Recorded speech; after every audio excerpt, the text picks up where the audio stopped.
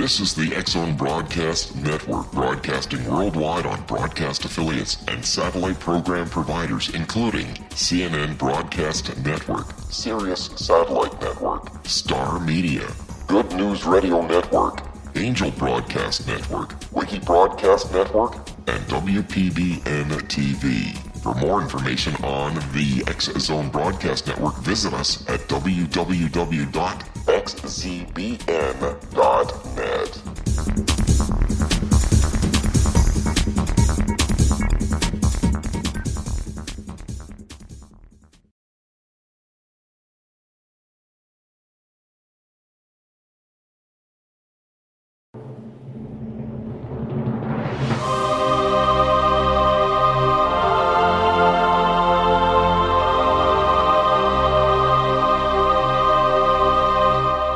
The Science of Magic with Gwilda Wiyaka is largely an opinion talk show. All opinions, comments, or statements of fact expressed by Gwilda Wiyaka's guests are strictly their own and are not to be construed as those of the Science of Magic or endorsed in any manner by Gwilda Wiyaka, REL-MAR McConnell Media Company, its affiliated networks, stations, or employees.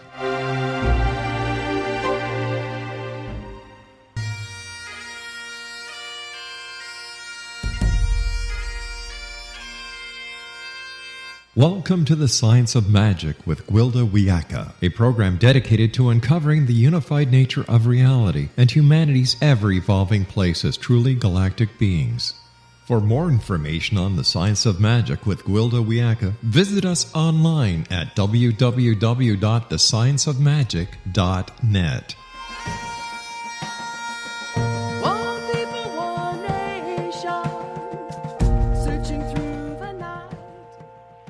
Welcome to the Science of Magic, a place where science and magic come together to transform fact into evolving truth. We're coming to you through the X-Zone Broadcast Network, www.xzbn.net, and can also be found on our website, www.thescienceofmagic.net. I'm your host, Gwilda Wiyaka. This hour we'll be exploring, do you love me? Love. We all seek it, but does anyone really know what it is? Like all things, love is a frequency. When we incarnate, we're separated from Source. Source is the frequency of unity and love. In unity, love loves itself and other, as there is no separation between the two. As we're born into the separation of duality, we're taken out of the universal flow of love.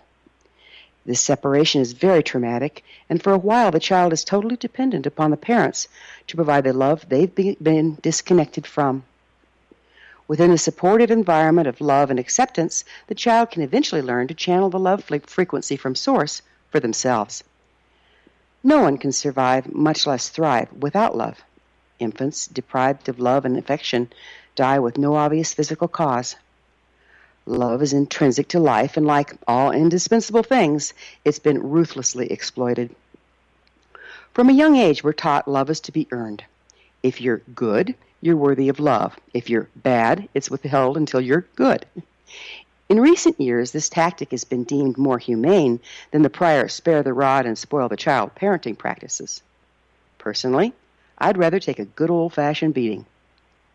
Early withholding of love and approval produces adults who can't love themselves, as they've been taught several devastating things. 1, being loved is totally dependent upon our worthiness. 2, our worthiness is determined by outside sources. 3, our merit is totally dependent upon our performance rather than what we are. 4, therefore, we're not lovable the way we are. We end up judging ourselves unworthy of love and thus unable to love ourselves. When we don't love ourselves, we can't attune to the frequency of love to channel it into the world. We're left looking outside of ourselves for the love we need. Now here's the kicker. If we don't love ourselves, we can't love anyone who is anything remotely like us. We look to our opposite to love us. While it's said opposites attract, they don't work well together. Much energy is expended trying to find common ground in the relationship, leaving very little room to work as a team. Both parties are left feeling misunderstood and unloved, with at least one, if not both individuals, trying to be other than what they are in order to earn the love they need. There's no room for service to the world as the relationship pushes the individual out of their natural expression and consumes all the available substance. If we don't love and accept ourselves the way we are, we're not in tune with true expression. This distorts our natural frequency. Without true expression, we have no hope of attracting a balanced spiritual partnership. What is a spiritual partnership? Spiritual partners are similar and complementary sovereign individuals who can love and accept themselves and each other as they are. Because the individuals have much in common, the relationship requires much less maintenance. This leaves a couple free to support themselves and each other in a common goal. It's much like sound waves in a sound chamber. Two sound waves of equal volume and wavelength, but opposite crests and troughs, when sounded at the same time, result in silence as they cancel each other out. Two identical sound waves broadcast at the same time produce well over twice the volume of one alone. When considering all of this, love thy neighbor as thyself takes on a whole new meaning. Our guest this hour, Dr. Margaret Paul, is a best-selling author and co-creator of the powerful inner bonding self-healing process and the related SelfQuest self-healing software program. She's appeared on numerous radio and TV programs, including Oprah. Her books are entitled, Do I Have to Give Up Me to Be Loved by You? Do I Have to Give Up Me to Be Loved by God? Do I Have to Give Up Me to Be Loved by My Kids? Healing Your Aloneness and Inner Bonding. After this commercial break, I'll introduce Margaret, and together we'll consider the true meaning of intimacy and love. So don't go away. You're listening to The Science of Magic. Prior innovative episodes can always be found on our website, www.thescienceofmagic.net.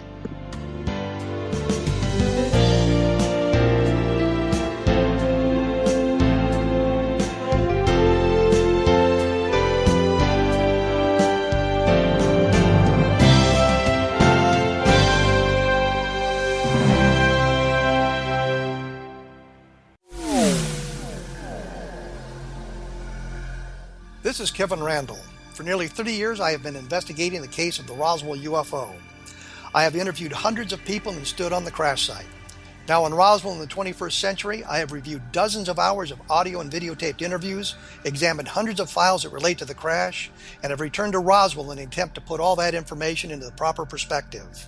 For the first time in Roswell in the 21st century, I have made a dispassionate reevaluation of all that material and provide a new look at what happened.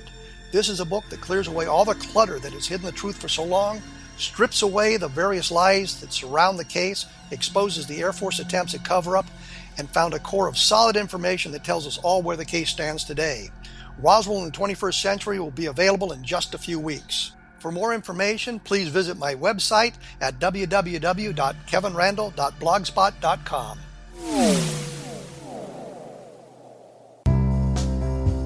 Gibbs A. Williams, Ph.D., is a practicing psychoanalyst, supervisor, researcher, and author in New York City. Much of his life has been dedicated to understanding nature and the uses of meaningful coincidences or synchronicities. His radical and original non-Jungian, non-mystical, non-magical theory of synchronicities illuminates much of the fog surrounding this challenging and perplexing topic. His ideas and manners are fresh, presented in a style that is both entertaining and highly informative. He is also an expert on crisis intervention, specially focused on violence reduction for the police and citizens, mastering anxiety, frustration, and stress without the use of medication, and effectively preventing and treating heroin addiction. Dr. Williams can be contacted at his email address at gwilliamsny11@aol.com or visit his website at www.drgibbswilliams.com.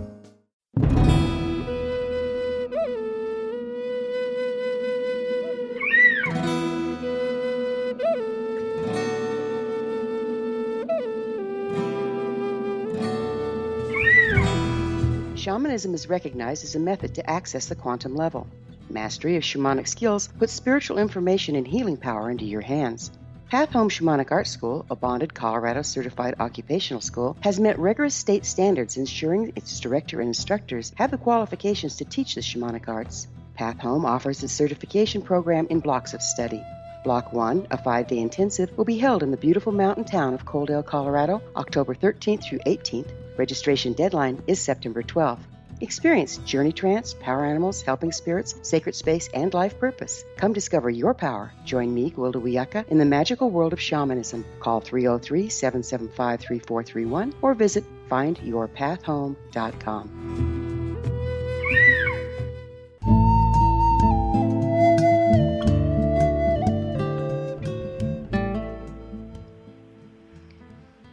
Welcome back. This is the Science of Magic, dedicated to unification and evolution of consciousness. I'm your host, Gwilda Wiyaka. Our guest this hour is Margaret Paul, best-selling author of Do I Have to Give Up Me to Be Loved by You? Margaret has a PhD in psychology, is a relationship expert, public speaker, consultant, and artist. She's successfully worked with thousands and taught classes and seminars for over 48 years. Margaret's website is margaret@innerbonding.com.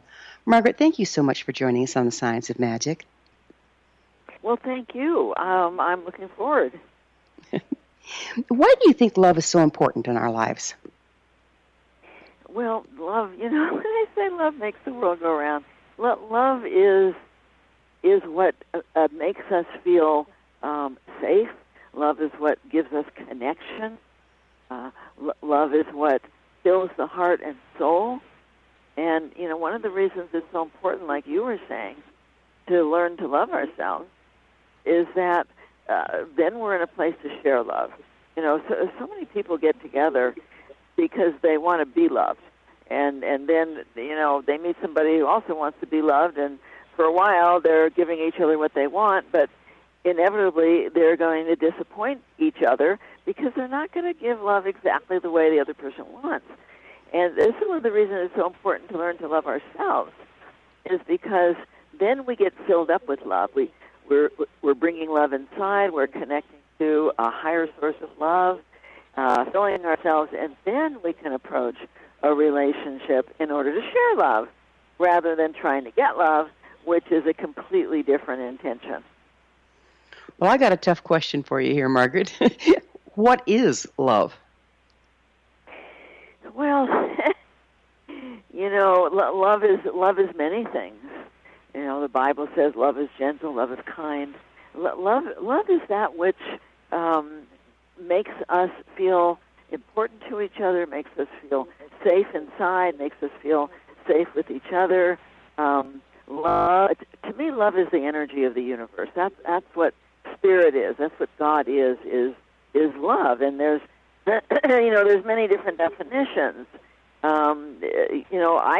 I think love is an action as well as a feeling. The actions of love are kindness and caring and compassion, gentleness, tenderness. Certainly, we're not going to feel love by somebody if they're not treating us with that kind of kindness and caring. But as far as defining the experience of love, that's like trying to define the color red. It's something that when I feel love in my heart, I feel my heart just filled with peace, filled with joy, filled to the brim, and I want to share it. I want to offer it. I want to give it. I want to,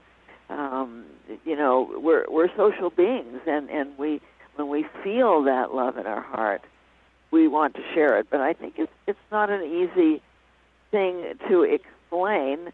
Sometimes I talk about it like a state of grace, when we feel like everything looks brighter and there's a sense of joy inside. That's when I have an experience of love in my heart. It's interesting, isn't it? This supposedly most powerful expression in the universe, this thing that we all, ultimately, it's what we're seeking. Whether we think we want to be rich or this or that, it's usually we're looking for love. And yet, we can't define it, we can't see it, we can't touch it, and we can't even say what it is. I find that pretty fascinating, don't you? I know, but like so many things that are important, we can feel it, we can experience it, and I don't think it's that hard to differentiate between what is love and what isn't love when we tune into our own heart and when we trust what's going on inside of us. Boy, that's the kicker, isn't it? So what do you think is our greatest misconception about love? Well, I think that one of the problems is that people think that the greatest experience in life is somebody loving them, is receiving love. They think that if somebody loves them, then they're going to feel like they're okay. They're going to feel a sense of worth. They're going to feel safe. They're going to feel, content inside. But the problem is that that's a huge mistake. One of the greatest mistakes we can make is to think that it's getting love that actually brings us joy. The truth is, it's loving ourselves, learning to really value our true self, our essence, learning to connect with our higher self and bring that love inside, fill ourselves and share it. To me, the greatest experience in life is the sharing of love. And so I think there's a huge misconception that getting love will feel as good as sharing love, and it doesn't at all. It doesn't come close. It's pretty interesting. So how do you see people using love to control each other? Well, they're not using love to control. They're using control to control. They may put it under the guise of love. But controlling behavior is really the opposite of loving behavior. People try to control because they're trying to get love. That's why they try and control. And they're abandoning themselves. They're not loving themselves, and so they feel anxious. They feel distressed. They feel empty. They think they have to get love in order to feel okay. So they try and control, perhaps by overgiving, being too nice, getting angry, blaming, demanding, giving themselves up. There's a lot of ways that people try and control. And, of course, all of these ways that come from fear, that come from not being loved because they're not loving themselves, lead to dysfunction in relationships. One of the most common relationship dysfunction is one person trying to get love by demanding, being judgmental, being angry, and the other resisting or shutting down, withdrawing, in order to not be controlled by the other person. And yet both of these people want love, and yet they're caught in a system, which is a very common system, that comes from their upbringing. It may have been what they saw their parents do or other caregivers do. Most of us have learned to protect ourselves in various controlling ways. But it's these very controlling behaviors that grind down love. Even if you're trying to control by being nice and giving yourself up, that's not actually going to feel loving to the other person. The energy of love is very different than the energy of compliance or the energy of niceness that we do in order to control.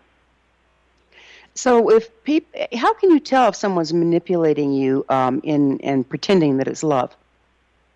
And what can you do about it? Well, one of the ways that we tell is, again, the more we do our own inner work, the more we learn to love ourselves and stay tuned into our own feelings. And a big part of loving ourselves is being present in our body, not in our head. Our head doesn't know really a whole lot about whether somebody's manipulating, because there's a lot of people that are very good at it. But when you're in your body, you can feel the energy of it. And so the more inner work you do to stay present in your body with your feelings, with your intuition, with your inner knowing, the more you can actually feel the energy of manipulation. I think it's unfortunate that a lot of people on this planet don't trust their inner knowing. They use their head instead of their heart and their gut. And actually, every successful person knows that they have to rely on their gut for a lot, because our head is like like our computer. It's just programmed with old false beliefs.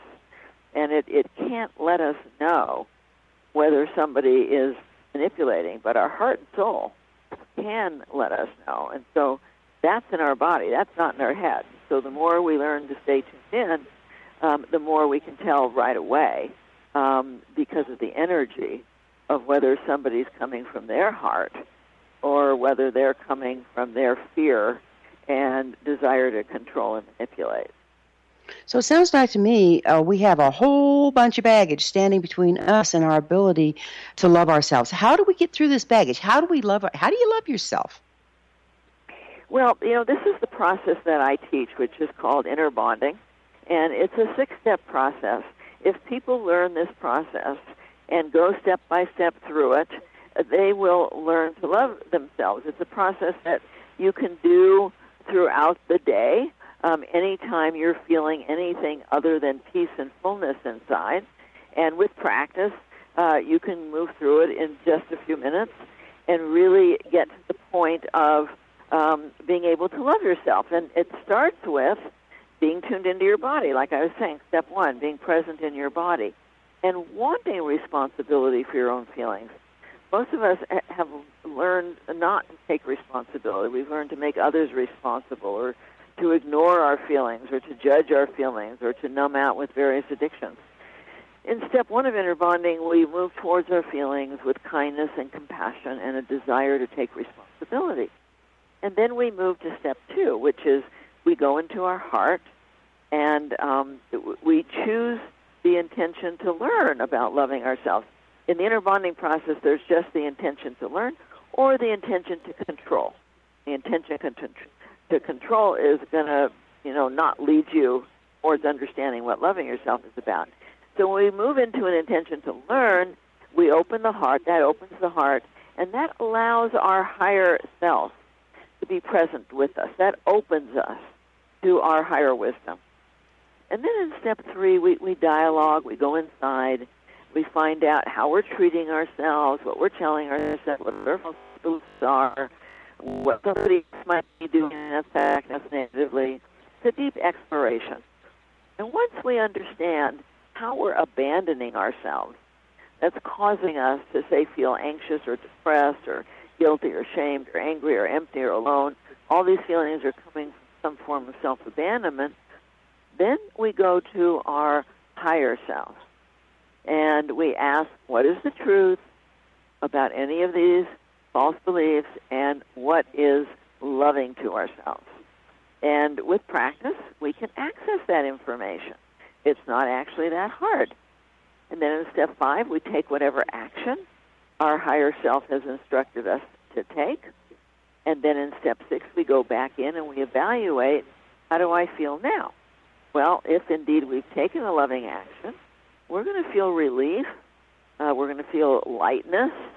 We're going to feel a lessening of anxiety or depression or guilt. Margaret, we're going to have to pick up with this on the other side of a commercial break. Margaret and I will return to our discussion after this short break. You're listening to The Science of Magic on the X-Zone Radio Broadcast Network, www.xzbn.net. I'm your host, Gwilda Wiyaka.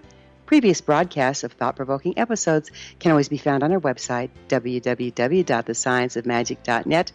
We will be back, so don't go away.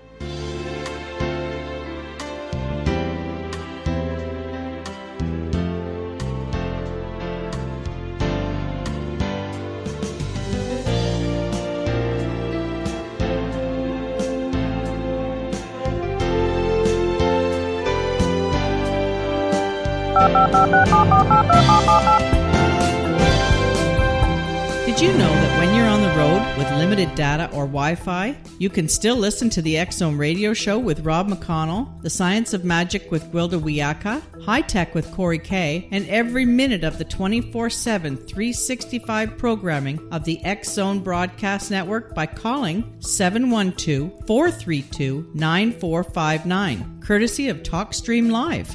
No smartphone, app, or internet needed. It saves your data plan, and it's free if you have unlimited minutes. Call 712-432-9459 to listen on any phone, anytime, anywhere. Remember, 712-432-9459 for the best of paranormal, new age, thought-provoking, sci-fi radio programming 24/7, 365.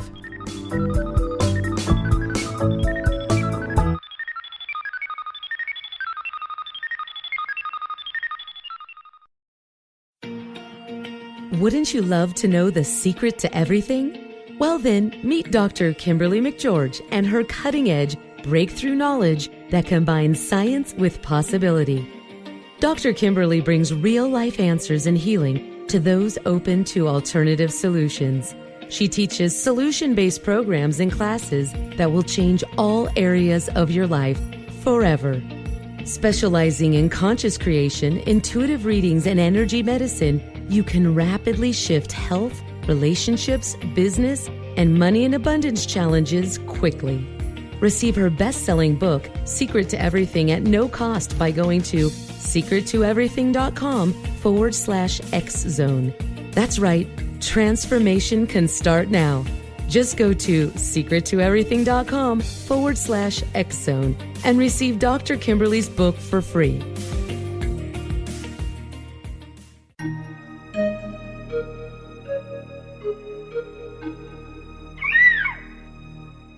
While science pursues fact, magic accesses the quantum level, bridging random facts to form truth. As long as science and magic remain separate and polarized, the truth cannot be known. I'm Gwilda Wiyaka. Join me on the Science of Magic radio program, dedicated to unification and evolution of consciousness. During each episode, I'll be speaking with experienced and respected scientists and mystics. From astrologers to astronomers, from medical doctors to shaman, the scientific method to dowsing and intuition, we'll weave together information from seemingly divergent practices to promote unity and enlightenment. Join me, Gwilda Wiyaka, and the Science of Magic right here on the Mutual Broadcast Network. For more information, visit www.thescienceofmagic.net.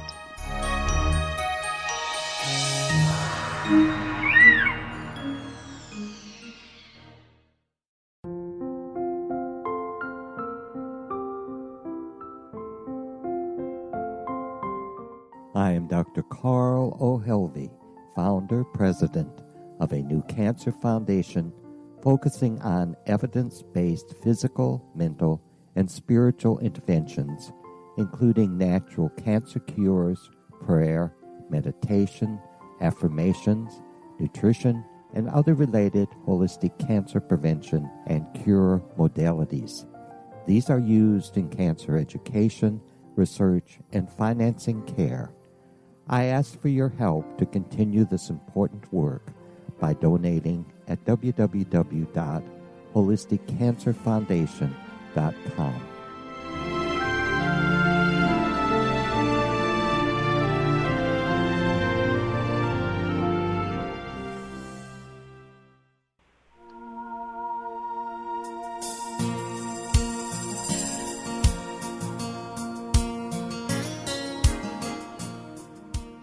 Welcome back. This is the Science of Magic, a place where magic and science come together to promote enlightenment. I'm your host, Gwilda Wiyaka. Our guest this hour is Margaret Paul, best-selling author of Do I Have to Give Up Me to Be Loved by You? Margaret, there was an interesting question that came to my mind as we were just closing out our last segment, and that is, you spoke of higher self. What is our higher self? Well, my experience is that our soul is a very, very big energy, way too big to fit inside our body. And so a part of our soul is inside, kind of in our gut, our inner knowing, our true self.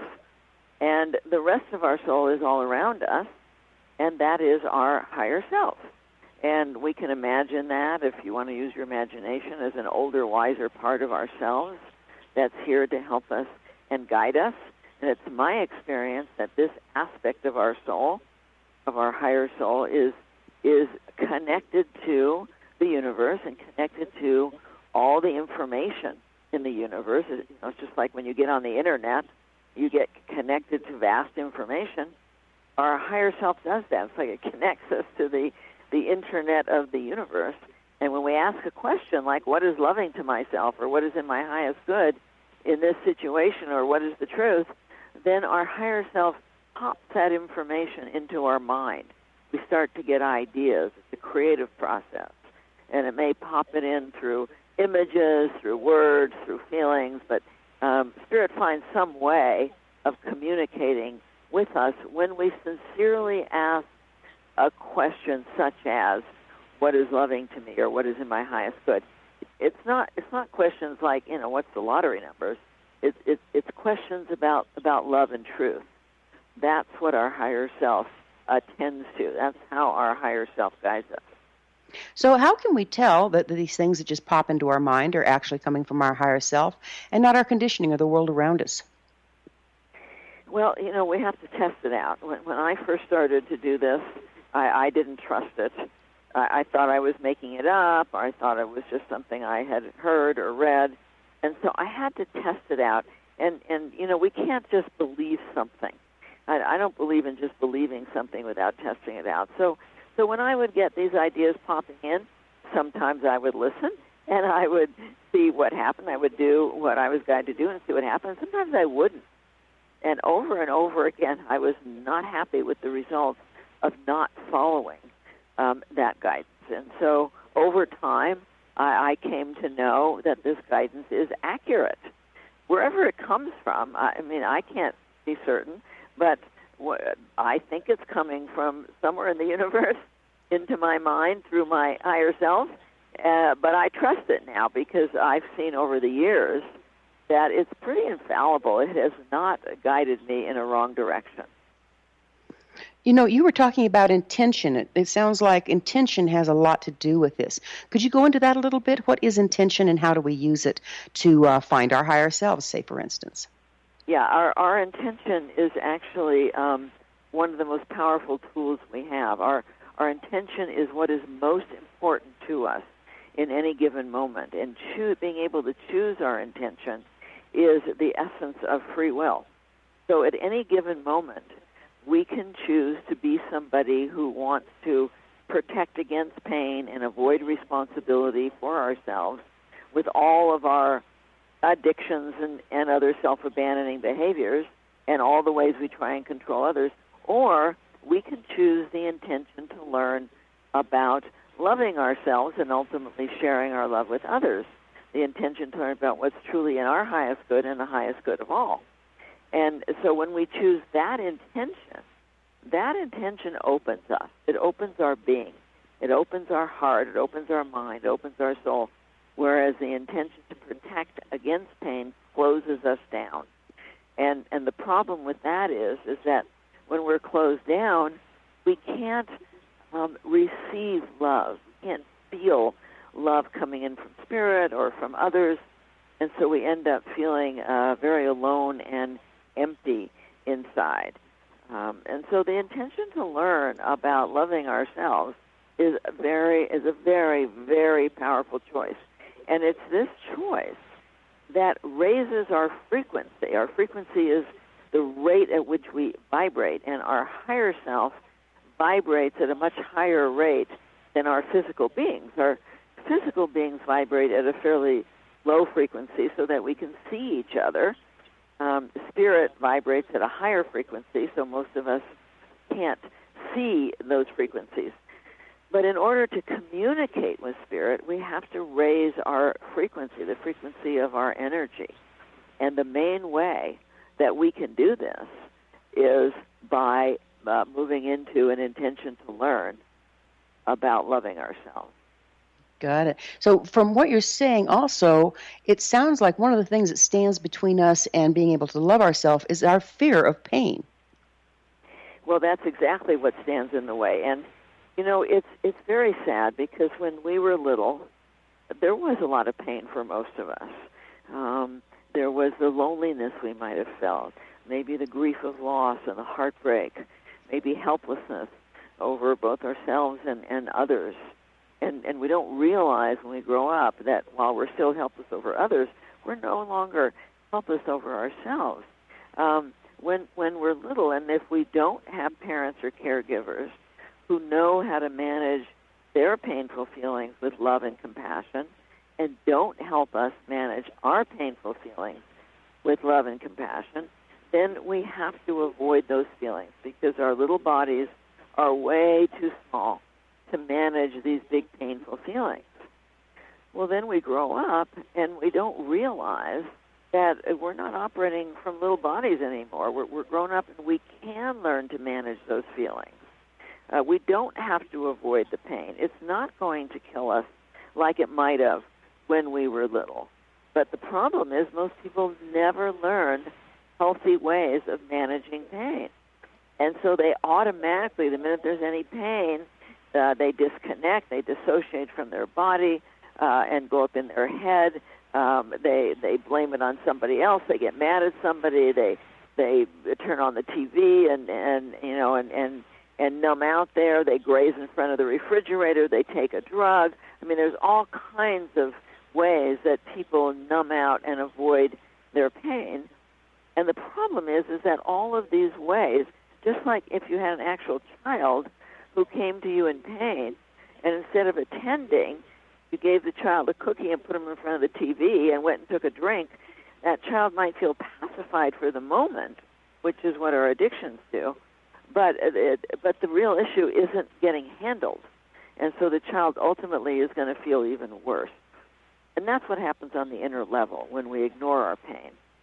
And it's really amazing, the people that I work with, they find as soon as they start to open to their pain that they actually feel better rather than worse. They're shocked. But when they open to it with compassion, with kindness, with gentleness, then the pain is able to move through us and get released. But when we avoid it, it just gets stuck in our bodies and can actually make us sick. Undigested pain is often a source of illness, and so it's extremely important for us to recognize that we no longer need to avoid it, that we can learn to not only lovingly manage it, but we can learn to learn from our pain, because our pain might have a lot to teach us. So life isn't for the faint of heart, you say. Right, that's right, it's not. Again, I have a degree in psychology, and one of the most difficult cases, it seems to me, are people that were orphaned and that original abandonment, and they develop what I think is called detachment disorder. And it really seems very difficult to get these people to come around to where they can love themselves and therefore love others. Can you speak to this a little bit?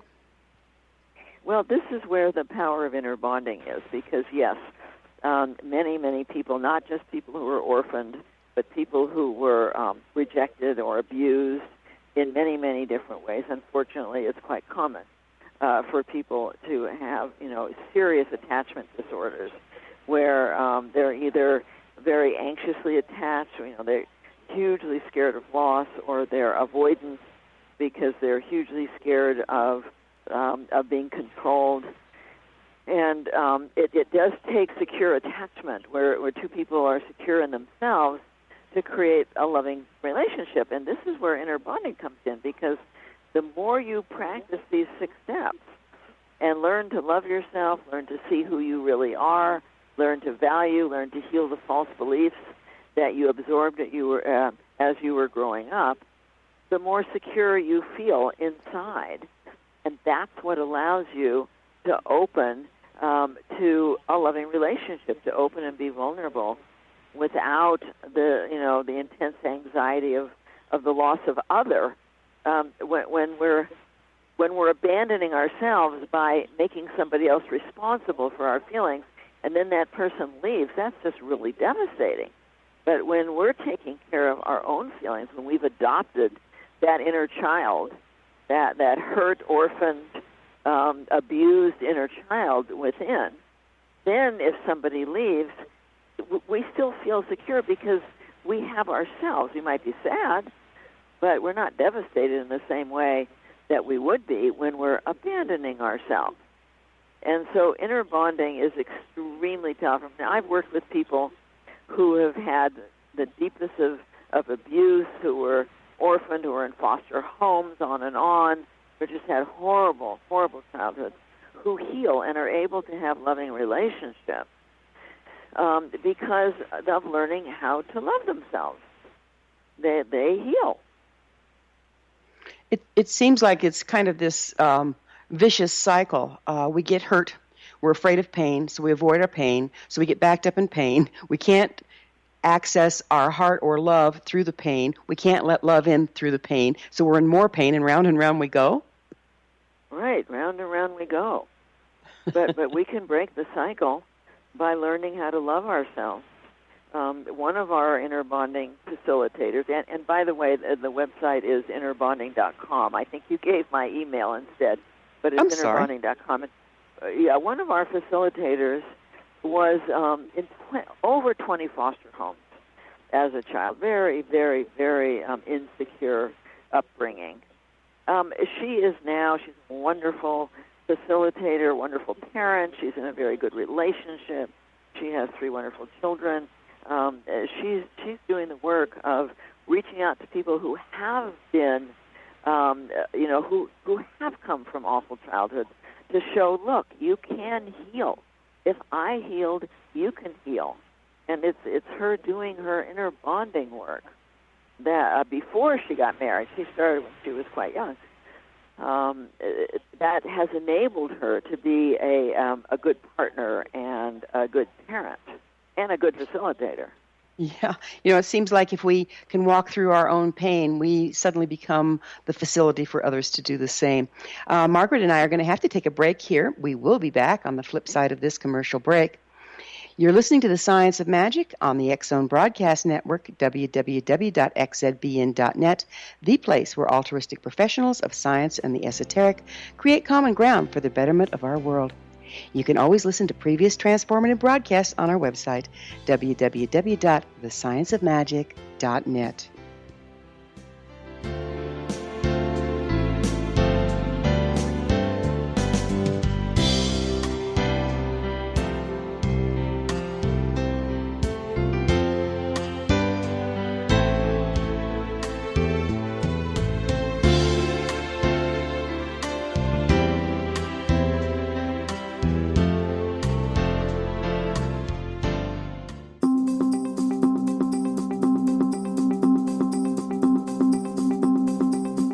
As host of Dialogue with Divinity, I am thrilled to join the X-Zone Broadcast Network and their growing number of affiliates.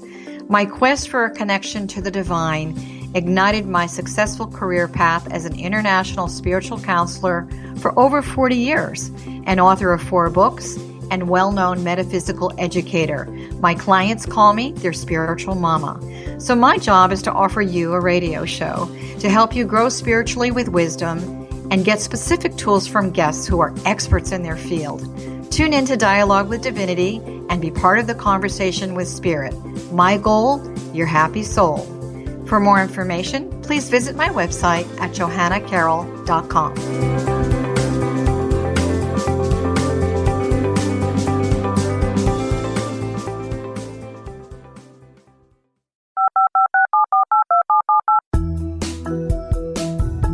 Did you know that when you're on the road with limited data or Wi-Fi, you can still listen to the X-Zone radio show with Rob McConnell, The Science of Magic with Gwilda Wiyaka, High Tech with Corey Kay, and every minute of the 24/7, 365 programming of the X-Zone Broadcast Network by calling 712-432-9459, courtesy of TalkStream Live. No smartphone, app, or internet needed. It saves your data plan, and it's free if you have unlimited minutes. Call 712-432-9459 to listen on any phone, anytime, anywhere. Remember, 712-432-9459 for the best of paranormal, new age, thought-provoking, sci-fi radio programming 24/7, 365.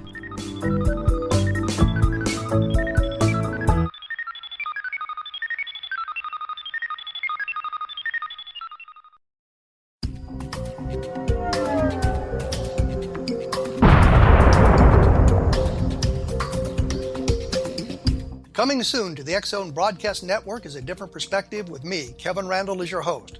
We'll be taking a close look at what is happening in the world of UFOs today with side trips into the paranormal. Guests will range from those who are household names to those who have a different perspective on a variety of topics. No topic will be taboo, but there will be tough questions asked as we all search for the truth about UFOs, the paranormal, and those things that excite us.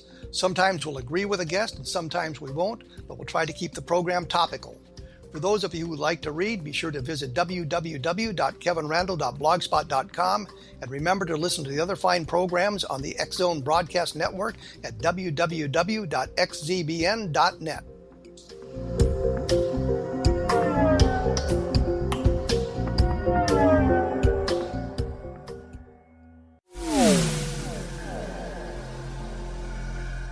This is Kevin Randle. For nearly 30 years, I have been investigating the case of the Roswell UFO. I have interviewed hundreds of people and stood on the crash site. Now in Roswell in the 21st century, I have reviewed dozens of hours of audio and videotaped interviews, examined hundreds of files that relate to the crash, and have returned to Roswell in an attempt to put all that information into the proper perspective. For the first time in Roswell in the 21st century, I have made a dispassionate reevaluation of all that material and provide a new look at what happened. This is a book that clears away all the clutter that has hidden the truth for so long, strips away the various lies that surround the case, exposes the Air Force attempts at cover-up, and found a core of solid information that tells us all where the case stands today. Roswell in the 21st century will be available in just a few weeks. For more information, please visit my website at www.kevinrandle.blogspot.com. What Happened in Benghazi is revealed by Nicholas Genix, author of Obama, Islam, and Benghazi. He informs the American people that President Obama deceived them by advocating a strong foreign policy prior to the 2012 presidential election, and Hillary Clinton supported this deception. As the title infers, there is a connection between Obama, Islam, and Benghazi. Ample evidence informs Americans that Obama's early indoctrination in the Quran developed an affinity for Islam, why the Quran is the source of discontent in many countries, and why the Obama foreign policy deception led to poor military action and caused the loss of American lives in Benghazi. Genix provides 36 questions for the Select Committee on Benghazi to validate if Americans are justified to mistrust President Obama and Hillary Clinton. An overview of Obama, Islam, and Benghazi is presented on the website www.futureofgodamen.com. That's www.futureofgodamen.com. Afterlife expert Roberta Grimes was the first one to say that dying can be fun. Now her best-selling book, The Fun of Dying, is available in stores worldwide. So if you wonder whether death ends life, how it feels to die, or what heaven might be like, The Fun of Dying was written for you. And if you have always been afraid of death, or if you worry that your life has no meaning, let The Fun of Dying ease your fears and bring new meaning to your life. Nothing said in The Fun of Dying is based on the teachings of any religion. Instead, Roberta draws on evidence to explain how death happens, how it feels, and what comes next. A lot of the best death-related evidence was produced in the first half of the 20th century. When it is put together with recent discoveries, it tells a consistent and amazing story. Roberta Grimes blogs and answers questions at robertagrimes.com. Her wonderful book, The Fun of Dying, is available on Amazon and at stores worldwide wherever books are sold.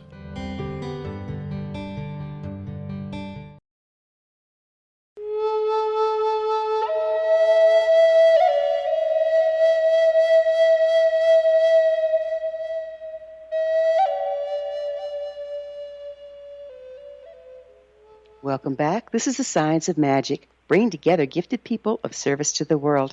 I'm your host, Gwilda Wiyaka. Our guest this hour is Margaret Paul, best-selling author of Do I Have to Give Up Me to Be Loved by You? Margaret, let's talk about looking for love in all the wrong places.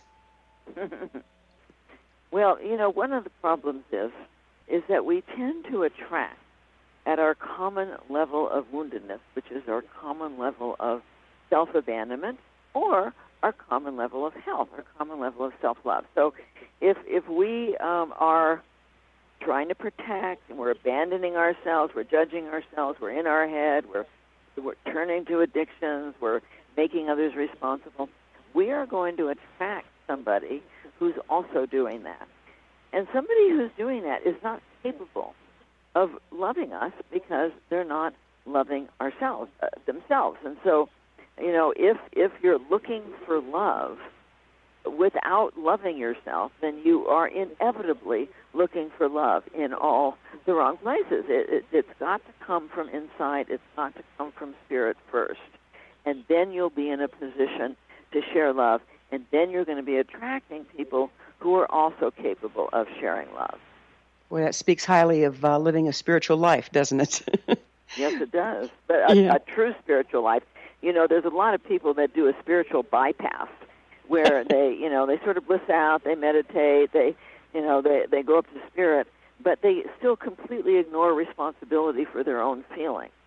Mm-hmm. And this can happen a lot. And then they find themselves in a relationship. They can do the spiritual talk. They might do all the spiritual things, but then they find themselves in a relationship smack into the codependency, into doing their same things that they did before, because they never learned to love themselves and take responsibility for their own feelings. Many people do a spiritual bypass. Yeah, I call it spiritual denial. Right. I'm so spiritual, I'm above what I feel, right? Right. I think we've all observed ourselves or others being drawn out of their natural expression when entering into a relationship. Why does that happen, and how can we avoid it? I'm not clear on the question. That we're drawn out of our natural expression? Yeah, we are drawn out of acting like we normally do or coming from who we really are and start acting according to what we think the other person wants. Well, of course, you see, that's coming from the intention to control. The moment that you give yourself up and try to be who you think someone else wants you to be, you're abandoning yourself and trying to control how that other person feels about you. And one of the things that we all need to come to grips with is that we just don't have that control.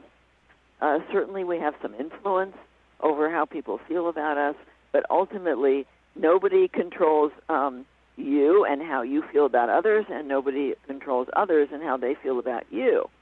And so giving yourself up traditionally backfires. Good relationships are based on being honest, being true to ourselves, not on giving ourselves up and trying to act in some way in order to control the other person's feelings. Got it. Before we get too far into the last segment here, Margaret, would you mind telling people where they can find your books and services? Yes, if they go to, my books are on Amazon, but they're also in the store on our website at innerbonding.com.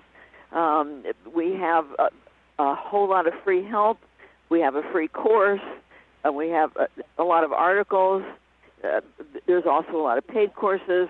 There's a lot of ways that people can learn inner bonding and learn how to be loving to themselves. So I hope that you go to innerbonding.com. Well, thank you for a beautiful free provision. And so many people are mercenary in this day and age. It's wonderful to hear from somebody that offers something for free to help people out. Margaret, I found that, when you are standing in your true self and you're around a bunch of people that aren't, which is if you're standing in your true self, usually the case, okay? So I found that oftentimes individuals are not really comfortable with all that I am.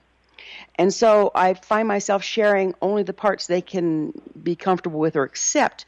But however, what I do share is genuine. How does this differ from changing what a person is for another person? Well, this is taking care of yourself. You see, if you're not sharing a lot because you realize these people are not open, that's really coming from wanting to love yourself. Like if you imagine that the feeling part of you is an inner child, you're not putting that inner child out on a firing line to be judged by all these people. You're tuning into the fact that they're not open, and you're being discerning. And being discerning is very, very important. It's not at all the same thing as giving yourself up to try and control. You're taking care of yourself in that situation rather than trying to control the other people. Does that make sense to you? Yeah, it does. It's like many facets, but the same light shining through. Right. So, at the beginning of the show, I spoke of sovereignty. And we often think of truly sovereign individuals as not needing anyone. How do you think personal sovereignty supports balanced and loving, supporting relationships? Well, first of all, it's a myth that we don't need other people. We are hardwired to need each other. We are hardwired to be social beings. And we can certainly become independent in terms of learning to love ourselves and taking responsibility for our feelings. But codependency is what doesn't work, but interdependency is what works, where we're there for each other. We're supporting each other. We're sharing with each other. We have each other's backs. We play together. We make love together. We have fun together. We cry together. We need each other for all of these things. And so, I don't see it as being sovereign in terms of I don't need anybody. As far as being isolated. Yeah, when I can take care of myself, I can really be in connection with others. It seems like so many of our relationships are inside out and backwards. Instead of tapping into the frequency of love, moving it through ourselves into the world, and therefore showing up with our baggage full, what we're doing is trying to suck it out of the world around us, never being able to receive it. Is this what you're seeing as well? Yeah, that's right, and it's so sad. And that's what these people feeling empty and feeling alone and feeling lonely and anxious, depressed, because they are looking for somebody else to give them what they need to be giving themselves. And sometimes people feel like, well, if they didn't get it as they were children, then somebody else has to give it to them as an adult. But that's a big false belief. The only one who can give it to us is us as adults. Now, that's not to say that others can't help us, that their love isn't wonderful, but others' love has to be the icing on the cake.